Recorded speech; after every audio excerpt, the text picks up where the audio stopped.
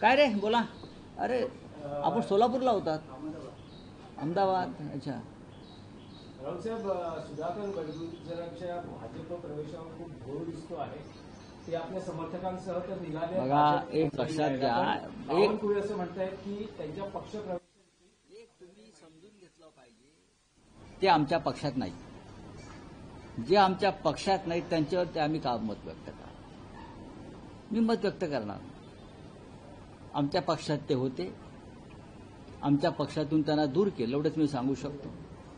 ते आता त्यांच्याविषयी कुठल्या पक्षात काय निर्णय होतात हा विषय आमच्यासाठी काही माजी नगरसेवक शिंदेच्या शिवसेनेत जातात, म्हणजे खिंडार म्हणायचं अजिबात नाही.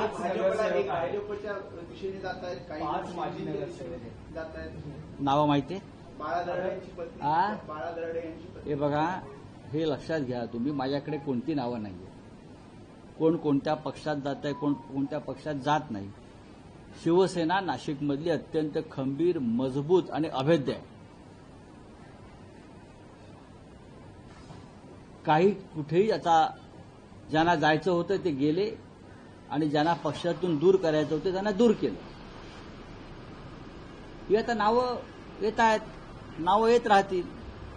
पुढल्या आठवड्यात मी नाशकात जाईन तेव्हा मला सत्य कळेल.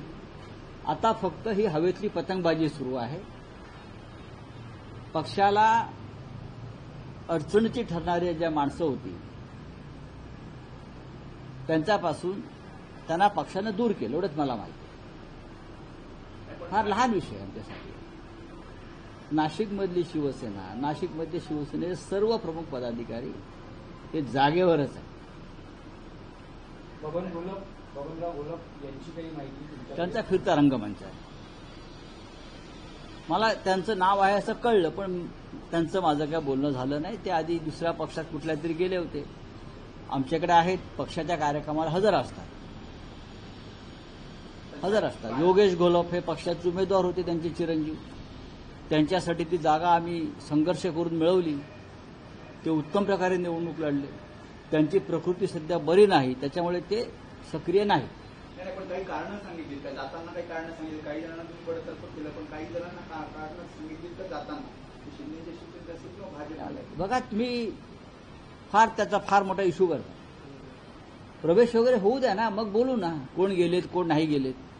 तुम्ही जी नावं घेतायत त्या सगळ्यांशी माझ्या सकाळीच चर्चा झाली.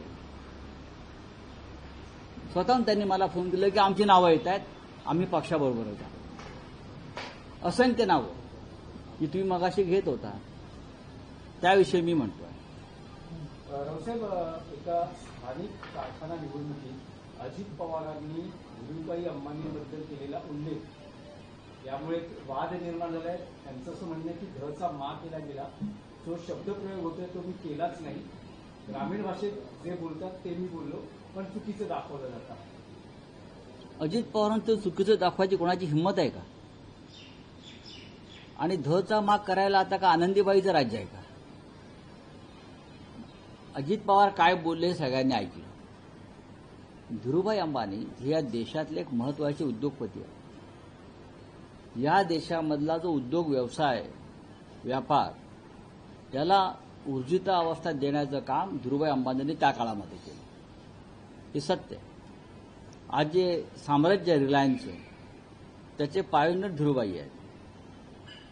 आता खरं म्हणजे अजित पवार साहेबांनी आमच्या हा शब्द वापरावा, कोण चोऱ्या करतंय, कोण काय करतंय, पण धीरूभाईंच्या मागे कधी ईडी लागली नव्हती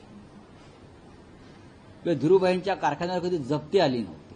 एवढं. त्याच्यामुळे त्यांनी प्रामाणिकपणे काम केलं असावं, एवढंच मी सांगू शकतो. आता जे सगळे भाजपबरोबर गेलेले आहेत, साखर कारखानदार, जरंडेश्वर असेल, अन्य असेल, त्यांच्यावर जप्त्या आल्या होत्या ईडीच्या, इन्कम टॅक्सच्या.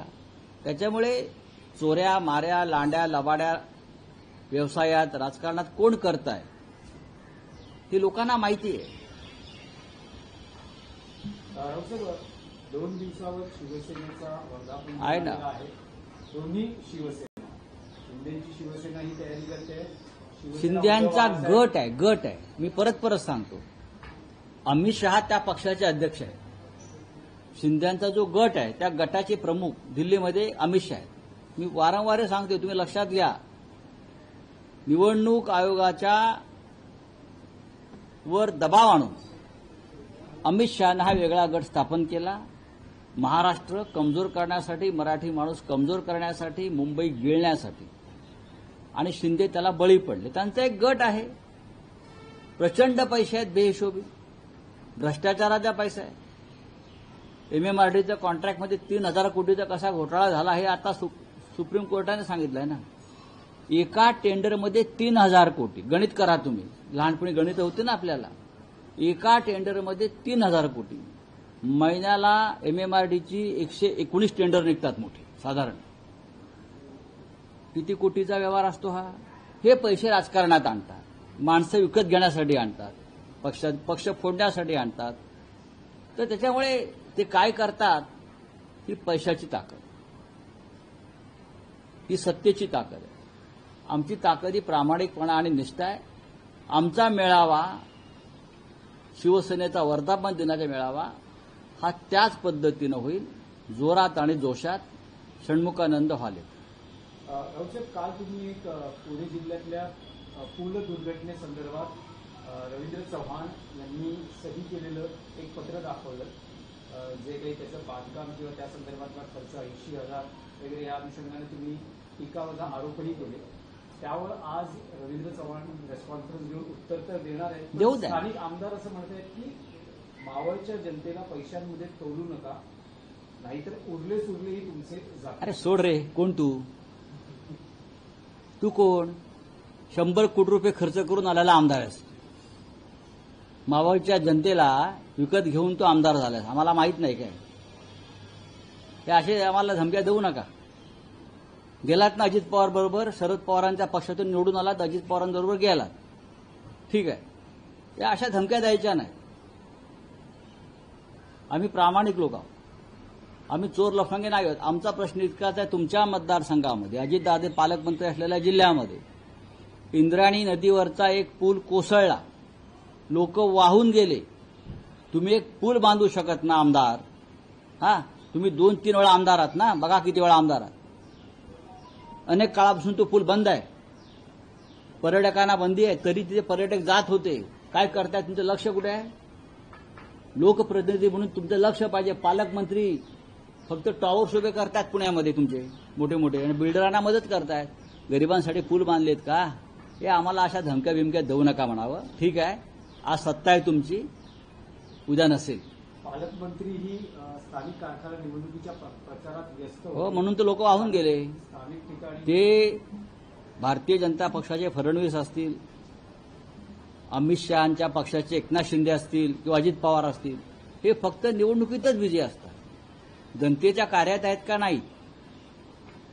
चले बोलिये. एक फक्त मराठी प्रश्न आहे की महिला क्रिकेट विश्वचषकाच्या सामन्यांचं वेळापत्रक जाहीर झालं आहे, ज्यात भारत विरुद्ध पाकिस्तान हा सामना परदेशात होणार आहे. हा, मग तर त्याकडे तुम्ही कसं पाहता? आम्ही जय शहाकडे पाहतोय फक्त. जय शहानी त्या प्रकरणी खूप मध्यस्थी करून नाही आम्ही तरी पाकिस्तानी नाही सोडून द्या, हो सोडून द्या. इथे अहमदाबादमध्ये मृत्यूचं तांडव सुरू आहे. अहमदाबादमध्ये मृत्यूचं तांडव सुरू आहे. अहमदाबादला विमान कोसळलंय, 200-300 लोक मरण पावलेत. आणि जय शहा दुबईमध्ये त्या क्रिकेटच्या मैदानावर कुठली मॅच सुरू होती ती? साऊथ आफ्रिकेत. असे असे असे लोक इथे रडतायत. आग लागले, लोक जळून गेली, विमान पडले. आणि हे क्रिकेटच्या ग्राउंडवर मोदी सायप्रसला हे आम्हाला शिकवतायत. बोलिए. मोदी जी G7 में शामिल हुए हैं, क्या आपको लगता है विदेश नीति में अभी कुछ सुधार होगा, कुछ नया हमें देखने मिलेगा? कौन पूछता है G7 को? आजकल G7 में मोदी जी गए, उनको पहले नहीं बुलाया था. मोदी वेटिंग पे थे, मोदी वेटिंग पे थे. बाद में उनको बुलाया गया, उनको भी बहुत विरोध हो गया उधर. कनाडा की कनाडा की कैबिनेट ने भारतीय प्रधानमंत्री को अपमानित किया और हमारे प्रधानमंत्री वहां चले गए. ये देश का अपमान है, मैं मानता हूं. प्रधानमंत्री नहीं जाना चाहिए. और जाकर क्या किया उधर? कौन सी भूमिका ली है? ईरान इजरायल का युद्ध चल रहा है, अब तक कुछ ने आपने सुना है? नहीं सुना ना। प्रेसिडेंट ट्रंप वहां थे, प्रेसिडेंट ट्रंप को मोदी जी ने पूछा वहां जाकर कि आप ये कैसे बोलते हैं भाई कि भारत और पाकिस्तान का युद्ध आपने रुकवाया, मेरे सामने बोलो। ये बोलने की हिम्मत मोदी जी ने दिखाई वहां जाकर कनाडा में? नहीं दिखाई। छोड़ दीजिए, साइप्रस गए थे, फिर और किसी देश में गए थे, यहां लोग मर रहे। उनके गुजरात में इतना बड़ा हादसा हुआ, अब तक चिताएं जल रही है।